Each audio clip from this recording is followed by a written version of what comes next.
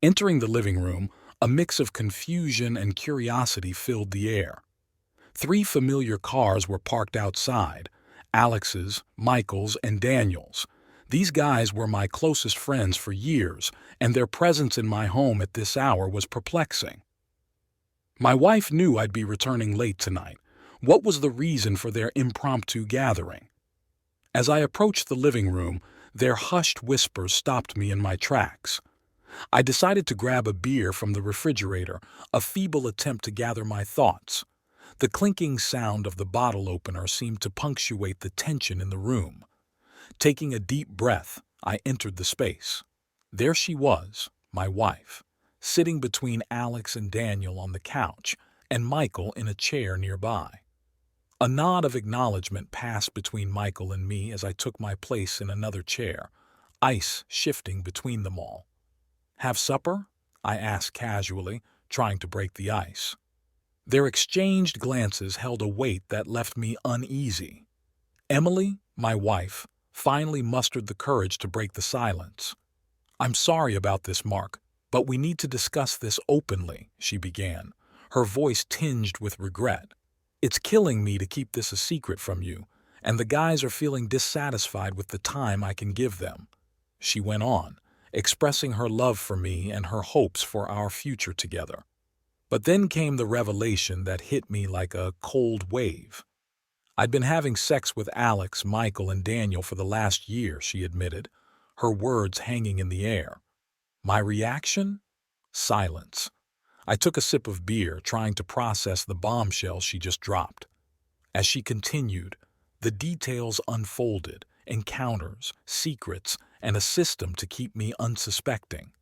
I sat there, beer in hand, grappling with a reality I never saw coming. My mind was reeling from the bombshells, dropping one after another. My wife, Emily, confessing to a year-long affair with my three best friends, Alex, Michael, and Daniel.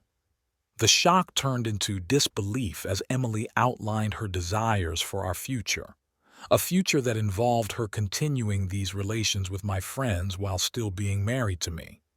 As Emily finished her unconventional proposal, I couldn't help but express my discontent. "Well, Emily, I can't say I'm happy to find out you're cheating on me with three of my friends, and I certainly didn't expect this betrayal from them. Is this your way of telling me you want a divorce?" Emily's response caught me off guard. "Oh no, Mark, I want children and to grow old together. I don't want a divorce. What I want is for you to accept this arrangement so we can move forward. We'll still act like a married couple, and in a few months we can work towards having our first child. Everything will go as usual, except that several times a week the guys will come and have sex with me. Maybe you can even join us sometimes." I decided it was time to intervene. "Enough," I said. "This is not something I can just accept without a fight. What do your wives think about this? Do they know?" "Oh, Alex, the lawyer of the group," responded confidently. "Our wives don't know anything about this and they won't find out. I swear, if you say a word about this, I will destroy you." I looked at Emily and asked, "Is this really what you want?" Emily nodded and Alex continued outlining the plan. She made it clear that their secret escapades would continue and our lives would seemingly proceed as normal, with occasional interruptions for their encounters. Realizing I was left with little choice, I hesitated, but made a couple of requests. "Since you're using my wife, there are a couple of small things I'd like. First, don't use our bed, use the guest room. And second, our bedroom and bathroom are off limits." Alex smirked triumphantly, seemingly willing to grant these requests. As the bizarre agreement took shape, I couldn't help but feel a sense of resignation, knowing my life was about to take a turn into uncharted territory. The room fell silent as I asserted my boundaries, making it clear that I wanted to be informed of their activities and have the freedom to plan my own absence during their encounters. The unusual negotiation continued, with the agreement that they would give me half an hour to leave, suggesting I get a motel room for the night. As I headed to my bedroom to make a phone call, Their conversation echoed through the house. To my surprise, they seemed relieved and even amused by the turn of events. Returning to the living room, I made a call to Sarah, Alex's wife, to inform her of their night plans. Yes, Sarah. They said they would be here all night. I was thinking about your house, but Alex suggested a motel room. I relayed the information. Sarah's response was unexpected. Top class. Wonderful. I'm thinking about the presidential suite. Call Evie and Jessica and ask them to meet us there. The revelation hung heavy in the air, a sudden turn of events that left everyone in the room stunned.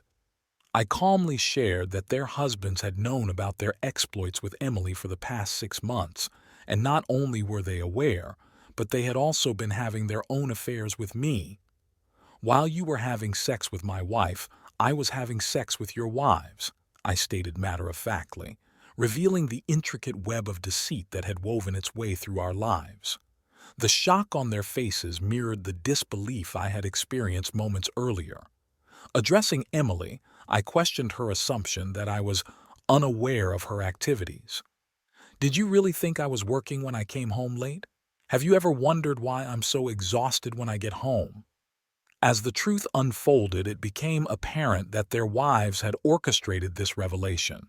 They discovered their husband's infidelity and decided to involve me in their retaliation. They offered to have sex with me whenever the three of them were engaged in a threesome with Emily. Turning to face my former friends, I dropped another bombshell.